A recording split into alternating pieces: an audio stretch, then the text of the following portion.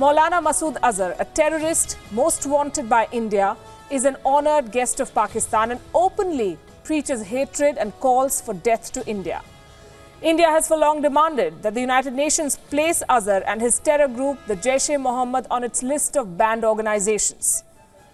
But though it is completely isolated at the United Nations, China has flexed muscle yet again to block this move.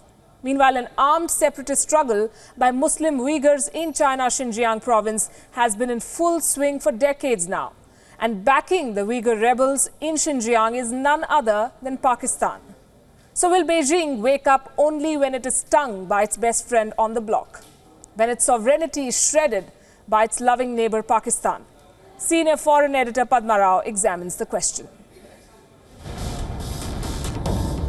Every major country at the United Nations backs India's long-standing demand, a ban on Maulana Masood Azhar, head of the terror group Jaish-e-Mohammed, which attacked India's parliament in 2001 and its Pathankot airbase in 2016.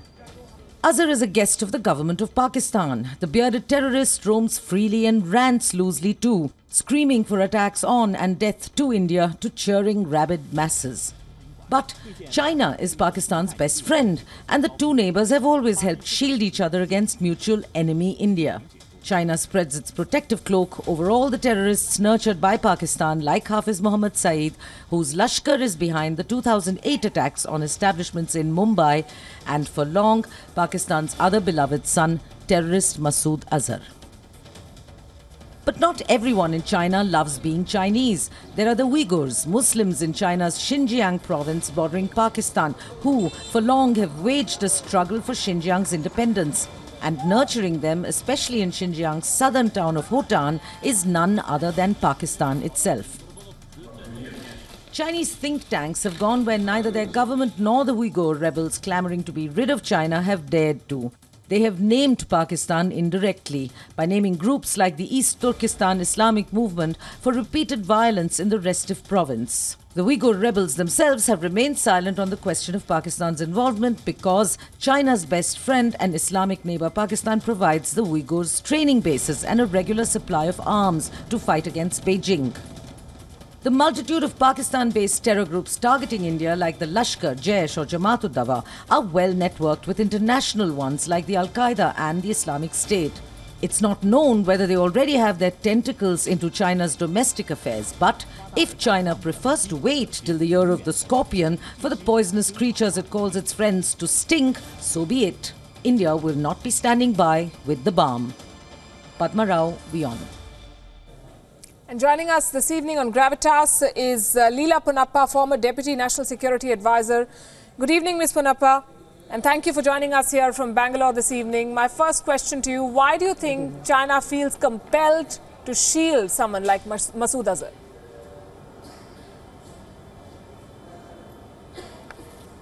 Well, I think it's part and parcel of China's overall policy of strategic support to Pakistan. Because I think the entanglement that China and Pakistan have, however full of contradictions it is, as Padma Rao's dispatch just brought out, is also geared to taking care of what they see as their interests in shielding Pakistan from the kind of isolation, the kind of assessment that the world has of Pakistan as a state sponsor of terrorism. And China does not care for international opinion, but again, as was pointed out, they too are sitting on a time bomb. And it's not just the Uyghurs in Xinjiang.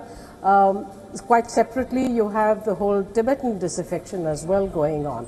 So China is playing with fire on this. And there are people within the Chinese establishment who are fully aware of Pakistan's role. And yet it seems to be a very hard-headed political decision to go ahead along this line. Well, China may not care for the world, but I'm assuming they care about their investments, massive investments in Pakistan over CPEC and other projects. And terrorism remains a big concern for China as much as for Pakistan. Why then is this message being sent out?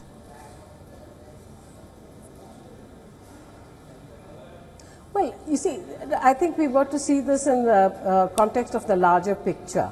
China is now asserting itself not just in security terms, not just in territorial terms, but in strategic geopolitical terms. And they want to consider themselves essentially the hegemon in Asia. Because America is in disarray, there are questions about the extent of its commitment. They have launched, Xi Jinping has personally launched the Belt and Road Initiative with a great deal of fanfare. And they want to see their will, if you will, prevail over international opinion. Now, there are contradictions, inherent contradictions in the situation because of China's own vulnerabilities, not just with regard to the socio-political scene, but also the economic slowdown and so on. Their factories have huge underutilized capacities and such like. So they are trying to flex themselves into creating an alternative architecture. It's not necessarily yet a world architecture, but it is certainly a regional architecture. Well, and if there are some risks along the way, so be it, they are willing to take them. Sure. China claims that India has not provided any solid evidence against Azhar. How much water does this argument hold?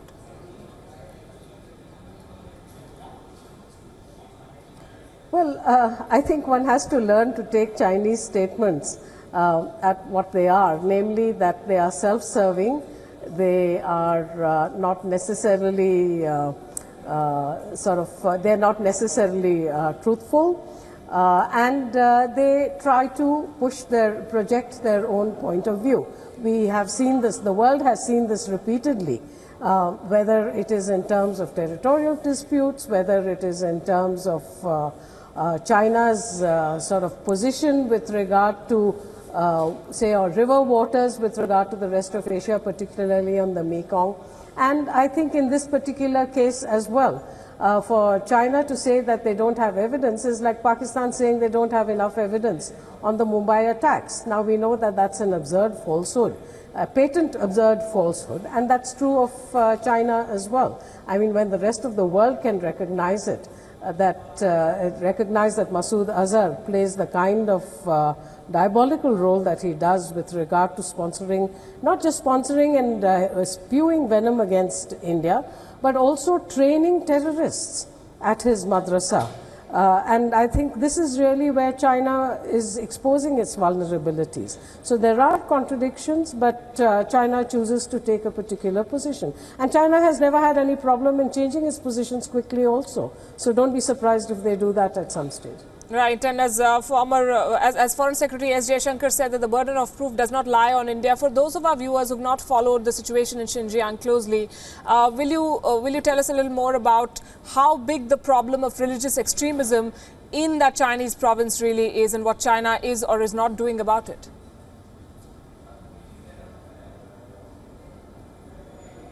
Well, Xinjiang, as a glance at the map of China would show, is its westernmost province, where the people are ethnically different from the majority Han who dominate the Chinese polity. Also, it is a border area, it's a frontier area, as a result of which there is a huge amount of garrisoning that takes place with regard to the PLA presence, the People's Liberation Army presence. In the process, and because of the evident differences between the Han majority and the Uyghurs, who are the major residents of Xinjiang, you have an inevitable cultural clash, because China also tries to homogenize culture into one great Chinese kind of identity, without giving these people their due space in terms of the socio-cultural scene within China. This is true of Tibet as well, and this, I think, is one of the greatest threats that the Tibetans also feel.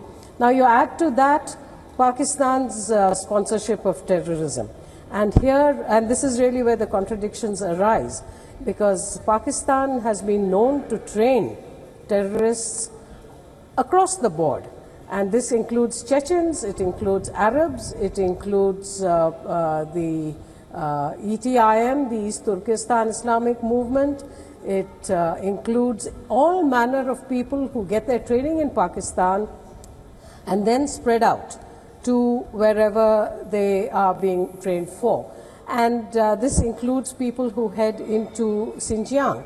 And mind you, the activities aren't just restricted to the western frontiers of China. A few years ago, if you recall, there were terrorist attacks right in the heart of Tiananmen Square. I think it was in 2013.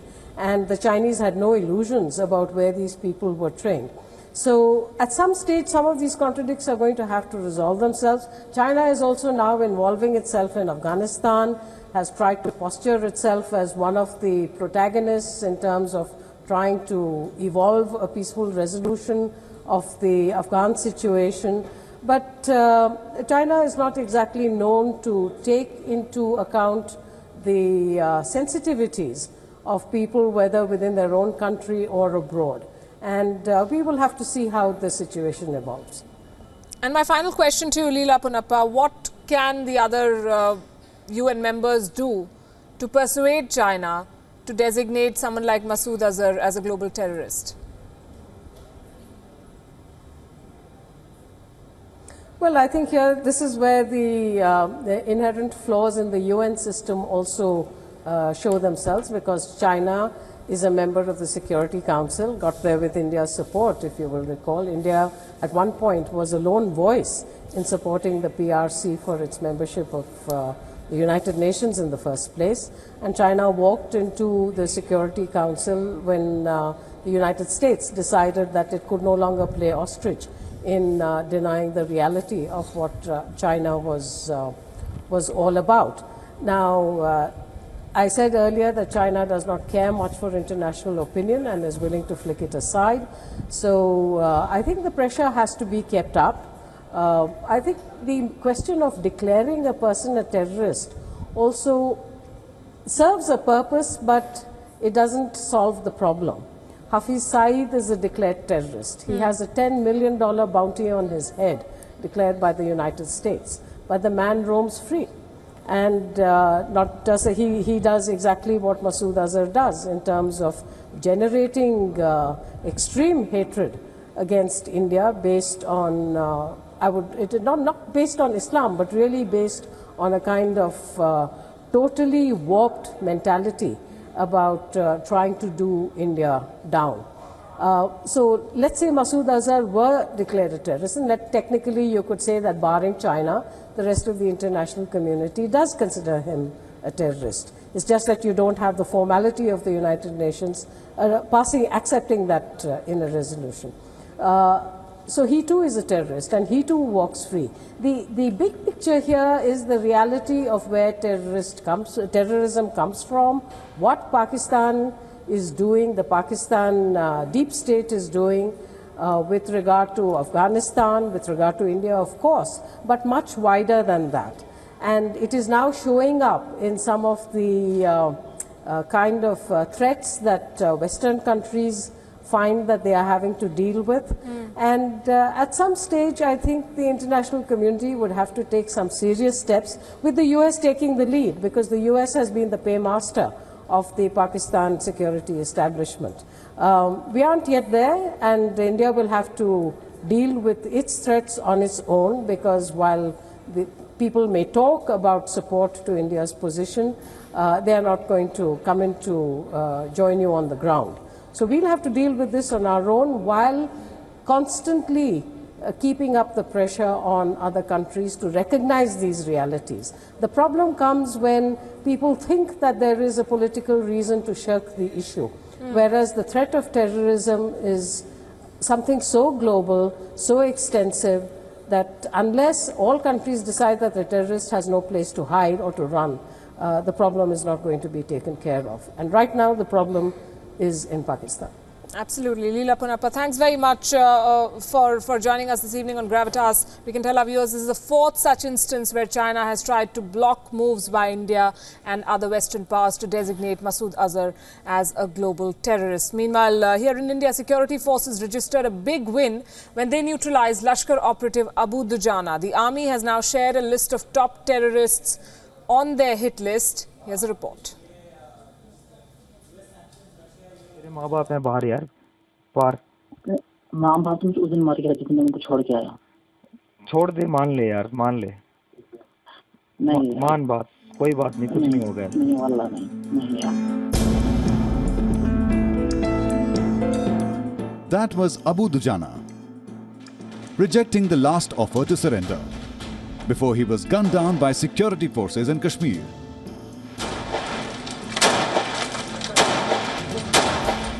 The death of the Kashmir's Lashkar commander came as another success of Indian security troops. Intend to rid Kashmir of the menace of terrorism. So everybody, the people of Kashmir are cooperating. It's with their cooperation that soon we will have Kashmir free from terrorism.